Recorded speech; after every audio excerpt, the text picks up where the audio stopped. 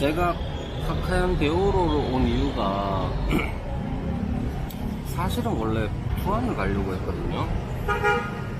왜냐하면 필리핀에 제가 조금 왔었는데 오다 보니까 그들의 문화, 정치, 경제, 음악이라든지 관습 그런 것도 이제 조금씩 알게 되고, 근데 그 중에 이제 역사가 생각보다 단순하더라고요. 물론 이제 단순하다는 게 단순하다는 게 우리나라도 꽤 단순한 히스토리죠. 조금 독특한 게 필리핀 같은 경우에는 1521년에 마젤란이 이게 최초로 한 바퀴 돈, 물론 이제 세부에서 또 사망했는데 그분은 어쨌든 마젤란을 세계 최초로 지구를 한 바퀴 항해한 사람이다라고 공식적으로 이렇게 인정을 하고 있죠. 어쨌든 그분이 필리핀을 발견하고 이제 그 당시 스페인 사람들, 유럽 사람들이 와서 정착한 이후로 좀 다이내믹하게 바뀌지 않았나. 왜냐하면 그전에는 통일된 이제 왕족이나 어떤 전제국가 이런 형태가 전혀 없었거든요.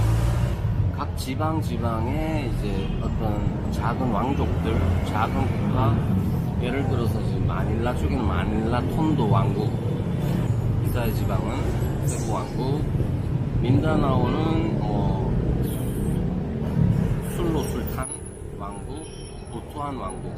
부투안 왕국이 지금 부투안 아주 작은 도시, 카카얀 데오로보다 훨씬 작은 도시지만 그때는 부투안이 이제 많이 큰 이제 지역이었다고 하더라고요. 왜냐하면 그 당시 금이 많았고, 어쨌든 부투안으로 가려고 했는데 너무 정보도 없고, 여기도 정보도 별로 없습니다, 사실. 부투안으로 가려고 했으니 처음에 이제 이야기를 하기 위해서는 필리핀의 히스토리가 필요한데, 히스토리 간단하니까 제가 간단하게만 말씀드릴게요. 저도 뭐 많이 알지는 못하고. 아까 전에 말씀드렸듯이 이제 델란이라는 사람에 대해서도 잠깐 말씀드리면, 원래 포르투갈 사람이죠. 포르투갈에 이제 그 전에 이제 아버지 때부터 여러 나라를 항해하면서 이제 유능한 항해사로 알려져 있었고, 그 당시에 대항해 시대에 포르투갈이 먼저 아프리카 서쪽 해안가를 왔다 갔다 하면서 이제 그 전에 그걸 말씀드려야 되는구나. 왜 대항해 시대가 시작되었냐? 터키 때문이죠. 터키에. 그 당시 이제 유럽 사람들하고 중국이나 인도 사람들이 비단길 통해서 이제 그쪽으로 중동 쪽으로 해서 이제 교역을 많이 했었는데, 오스만 투르크가 동로마를 무너뜨리면서 그 지역을 차지하게 되면서 그 길이 막혀버린 거죠. 그래서 유럽 사람들은 향신료뿐만 아니라 다른 것도 많이 찾기 위해서 이제 다른 교역로, 해상항로를 찾기 시작한 게 대항해 시대의 이제 시작이고, 포르투갈이 먼저 이제 바스코 다가마가 아프리카 최남단 희망봉을 발견하고, 그리고 인도로 가는 길을 개척했죠. 그래서 스페인은 후발주자였는데 그 길을 이제 포르투갈 따라 갈 수는 없으니까 서쪽으로 가는 거죠. 서쪽으로 그 당시에 이제 신대륙을 콜럼버스가 발견하게 되는데, 발견하기 전에 사실 신대륙, 그러니까 아메리카 대륙 자체가 있다고 생각을 못했죠. 그 당시 유럽 사람들은 서쪽으로 계속 가다 보면 중국 나올 것이다, 차이나, 재팬 나올 것이다, 이렇게 생각하고 쭉쭉 갔는데 아메리카 대륙이 중간에 딱 하고 있으니까. 여하튼 이제 마젤란은 원래 포르투갈 사람이고 햇빛 직방으로 들어오네. 이 포르투갈은 뭐 희망도 발견하고 인도로 가는 루트를 발견했기 때문에 굳이 뭐 포르투갈에서는 굳이 그 돈 더 써가네. 다른 해상항로 찾을 이유가 없죠. 그래서 뭐 스페인은 발등에 불이 떨어졌고, 신항로가 필요하고 해서 이제 그 당시 유능한 항해사인 마젤란을 섭외해서 배다스 척을 하게 됩니다. 그래서 출발하게 1519년에 출발하죠.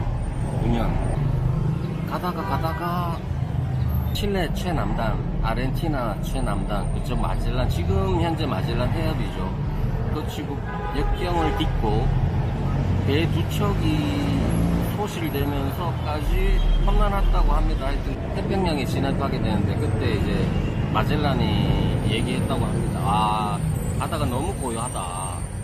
퍼스픽 오션, 고요한 바다. 그래서 이제 그때부터 태평양이라고, 우린 태평양이라고 하죠. 근데 영어로는 이제 퍼스픽 오션이라고 하게 됐답니다. 그리고 난 다음에 태평양으로 진입해서 제일 처음에 도착한 게 이제 필리핀이 아니고 괌에 제일 먼저 도착하는데, 마젤란 해협 통과해서 괌까지 가는 데가 3개월 20일. 진짜 배에 있는 쥐 잡아먹고 그렇게 살았대요. 먹을 게 없어가지고 상자 묶고는 가죽 같은 걸로, 끈 같은 걸로 뭐 그런 걸로 단백질 채우고 했다고 하더라고요. 어쨌든 이제 괌에 먼저 도착하고, 그리고 필리핀에 도착하는데, 보통 사람들이 알기로 마젤란이 세부에서 죽었으니까 세부에서 제일 먼저 도착했을 거라고 생각하는데, 그게 아니라 부투안 왕국에, 그러니까 괌에서 필리핀 쪽으로 오다 보면 사마르 섬이라고 있는데, 사마르 섬을 가장 먼저 봤대요.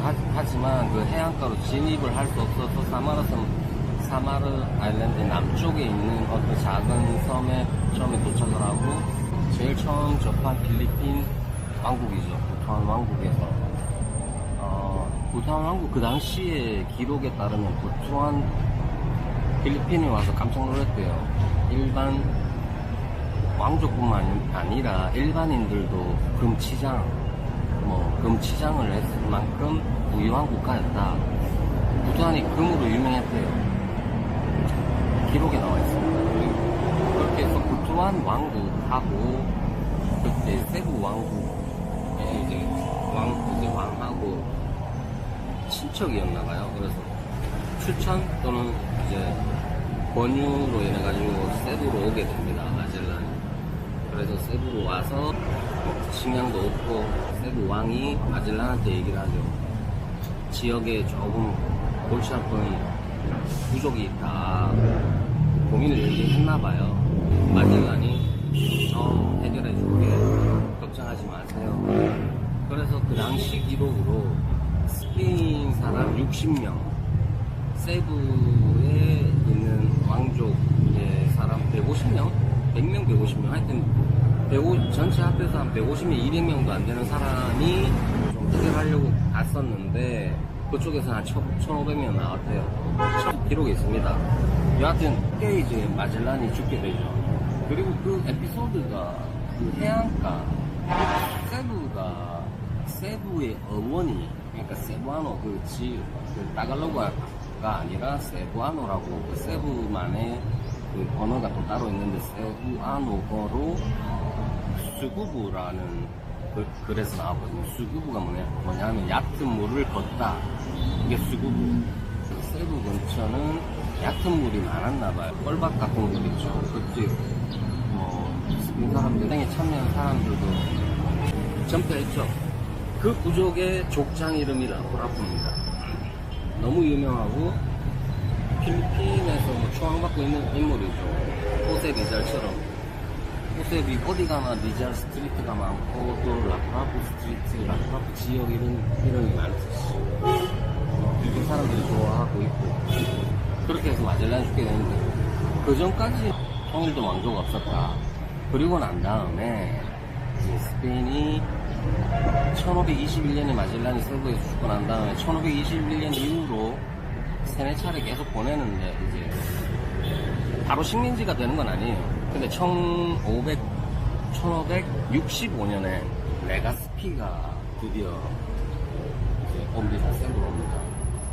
레가스피가 나중에 필리핀의 초대 1대 총독이 되죠. 총독.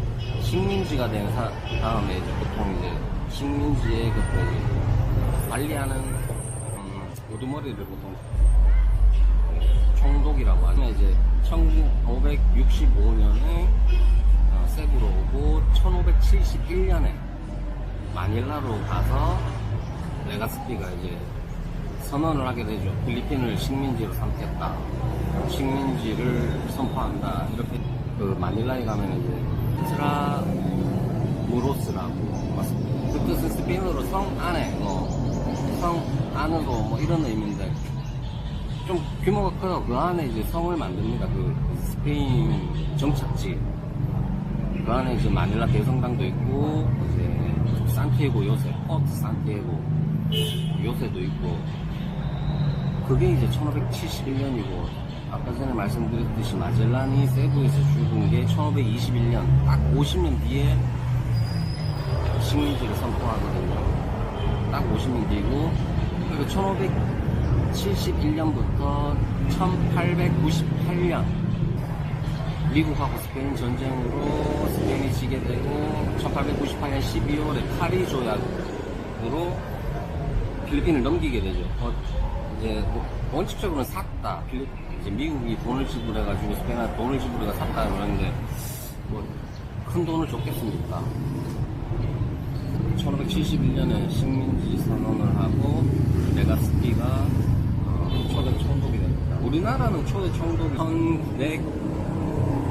1905년 을사늑약으로 통감부가 설치되는데 초대 통감이 이토 히로부미고 1510년에 한일병합이죠. 경술국시 을사늑약은 외교권만 박탈하는데 1510년은 국권 박탈. 그때 초대 총독은 데라우치, 초대 통감은 이토 히로부미, 도마 안중근 의사의 손에 죽은 2등 방문. anyway, 필리핀이 식민지를 스페인 처음에 1571년부터 아까 전에 말씀드렸던 1898년 미국하고 스페인하고 전쟁을 하게 되죠. 사실 이게 전쟁이 쿠바 때문에 일어난 전쟁이거든요. 쿠바의 뭐 영토권 어떤 쿠바가 이제 미국 바로 밑에 있잖아요. 그 때문에 이제 원래 스페인이 이제 소유하고 있었는데 자꾸 걸리적거리는 거죠. 스페인이 여기까지 그 북아메리카에서 깔짝대는 게 이제 미국이 싫은 거죠. 1898년 스페인하고 미국하고 전쟁이 일으키는데 그때부터가 이제 미국이 전 세계로 힘을 과시하는 첫 번째 전쟁이 이제 스페인하고 미국 전쟁이었는데 손쉽게 이겼다고 해요. 미국 사람은 The War Like a Picnic이라고 얘기하는 것처럼 정말 좀 손쉽게 이겼다. 사상자가 많이 없었다. 미국이 승리하면서 얻은 게 괌, 필리핀, 그리고 뭐 당연히 식민지화 하진 않았지만 쿠바, 그리고 바로 오른쪽에 있는 푸에르토리코 참 듣보잡 국가인데 많이 유명해진 게 황정민 형님의 그 연기 때문이죠. 수리남에서 황정민을 어떻게든 미국의 말간족국을 개입시키기 위해서 국정원하고 가정부하고 좀 짝짝꿍해가지고 푸에르토리코로 이제 어떻게 뭐 마약을 좀 거치게 하자, 지나가게 하자. 왜냐하면 그런 황정민은 나중에 그걸 알게 되는 거죠. 미국 땅 아니야? 푸에르토리코? 그때 이제 사람들이 많이 알았을 거예요. 푸에르토리코, 아 미국 땅이구나. 예, 언제부터? 1898년부터. 이 에피소드가 뭐냐면 푸에르토리코에 사는 사람은 시민권자이고 세금을 내야 될 권리는 있는데 투표권이 없거든요. 세금 꼬박꼬박 갖다 바치고, 그 다음에 1898년 미국, 그리고 일본 1942년 대동아 정책으로 어마어마하게 일본이 우리나라뿐만 아니라 중국, 베트남, 말레이, 반도, 인도네시아까지 1945년 일본이 망하고 다시 미국 손에 있다가 1946년 7월 4일 필리핀이 이제 독립을 합니다. 1946년, 45년 아닙니다. 1946년 7월 4일. 7월 4일로 정한 게 좀 아이러니더라고요. 미국 독립일이 7월 4일인데 그날을 똑같이 했다 하더라고요. 이제 아무래도 미국의 지원을 받고 해서 1960년대에는 필리핀이 잘 나갔어요. 아시아에서 두 번째로 잘 사는, 일본 다음으로 잘 사는 국가고, 아시겠지만 마르코스가 페르디난드, 마르코스 페르디난드 마젤란이 페르디난드입니다. 사람도 똑같고 스펠링도 당연히 똑같고 그렇습니다. 마르코스가 1965년에 대통령이 취임해서 처음엔 잘했다고 해요. 조금 잘했는데 이제 또 특히 이멜다 여사의 그 사치, 그리고 올리가르히, 크로니 캐피탈리즘, 뭐 설명 안 들어도 다 아시죠. 그런 것 때문에 1986년도 에드사 혁명으로 에피파니오 델로 산토스 에비뉴가 붙으니까 대충 아시겠죠. 에피파니오 델로 산토스라는 이름을 가진 그 스트리트 에비뉴가 있는데 그게 마닐라의 한 축을 담당하는 26km인가 엄청나게 길고 그런 간선도로, 고속도로, 그런 도로인데 거기에 사람들이 나와서 피플 파워 레볼루션이라고 하죠. 우열혁명으로 이제 정권이 무너지면서, 나중에 마르코스에 대해서도 한번 말씀드려볼게요. 베니그노 아키노가 그분 때문에 마닐라 공항을 니노이 아키노 공항이라고 불리게 되잖아요. 그분의 와이프 코라손 아키노, 그분이 마르코스 후임으로 대통령이 되고, 하여튼 21년 동안 독재를 하고, 그 마르코스하고 참 박정희 대통령하고 또 비슷한 게 많아요. 나이 똑같이 둘 다 대통령이지. 박정희 대통령이 2년 먼저 했습니다. 1963년. 마르코스는 1965년. 둘 다 독재를 했지. 그리고 계엄을 선포했지.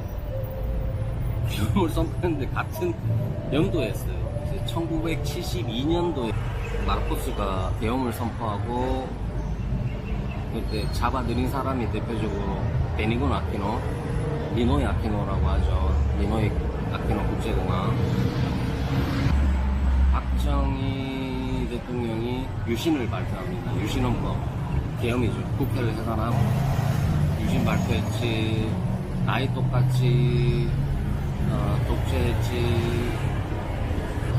마르코스는 21년, 박정희 대통령은 17년인가? 마르코스는 경제를 망쳤지. 그래도 박정희 대통령은 그래도 독재를 하긴 했지만 그래도 경제는 좀 살리지 않았나. 뭔 얘기하다가 얘기를 하고 있지. 아, 참고로 카카얀 데오로, 예전부터 오랫동안 이 지역을 카카얀이라고 불렀거든요. 1950년인가 51년인가 여기가 이제 시로 승격이 되면서 카카얀 데오로, 그때부터 데오로라 불렀는데, 데오로가 무슨 뜻이냐면 스페인어로 골드입니다. 골드라는 뜻이고, 필리핀 오시다 보면 BDO라고, BDO라는 은행이 있어요. BDO, 필리핀에서 두 번째로 큰 은행인데 BDO, 그 은행이 대빵이 C 패밀리일 겁니다. SM 인베스트먼트, SM 몰 상시한 C. 이분도 참 히스토리가 좀 대단한데, 라모낭이 참 히스토리가, 이분이 참 흥미롭습니다. 라모낭이라고 지금 산미겔 코퍼레이션 CEO 있거든요. 이분 히스토리는, 다른 분들도 히스토리가 좀 흥미롭긴 한데 이분만큼은 안 됩니다. 라모낭 나중에 한번 말씀드려볼게요. Anyway, BDO라는 은행인데 그게 이제 뱅크가 아니고 방코 스페인어로 은행이란 뜻이고, BO로 골드. 그러니까 골드가 이제 뱅크를, 앞에 방코를 꾸며주게 되죠. 황금 같은, 또는 뭐 화려한, 뭐 여러 가지 그런 의미 아시겠죠? 황금 같은, 뭐 대단한, 찬란한, 하여튼 좋은 은행이다. BDO, Bank DO. 카카오 디오로도 마찬가지입니다. 황금 같은 카카야. 그때 황금 같은 환대를 잊지 못한다는 의미에서 디오로를 붙였다고 한다. 중요한 건 디오로는 골드다. 스페인어 나왔기 때문에 하나만 더 말씀드리면, 콜럼버스가 처음에 푸에르토리코를 발견하고 그 수도가 그 산후앙이거든요. 산후앙, 세인트 존, 영어로 하면 세인트 존, 우리나라로 말하면 성 요한. 처음에 딱 도착했을 때 그 작은 도시 항구를 푸에르토리코라고 했대요. 푸에르토가 이제 포트, 하버, 포트 이제 항구란 뜻이고, 이 작은 항구 마을에 이름을 붙인 게 푸에르토리코. 그리고 그 섬 자체를 산후앙이라고 불렀대요. 산후앙이라고 불렀는데 나중에 이름이 바뀌게 됩니다. 나중에는 이제 그 도시가 산후앙이 되고 섬 자체, 나라 자체 이름이 푸에르토리코로 바뀌게 됩니다. 그렇다고 하더라고요. 필리핀에 스페인어로 된 지명이 많은 거 아시죠? 산후앙 엄청나게 많아요. 찾아보면 메트로 마닐라가 16개 시가 있는데 그 중에 산후앙 시티가 있습니다. 그리고 각 지방별로 산후앙이라는 지역이나 이런 지역명이 많고요. 스페인어로 된 지명이나 길 이름, 사람 이름도 마찬가지로 많이 있어요. 다리가 아파서 더 못 있겠습니다. 쪼그리고 앉아있거든요. 촬영한 동안 30분 앉아있었네. 모르겠습니다.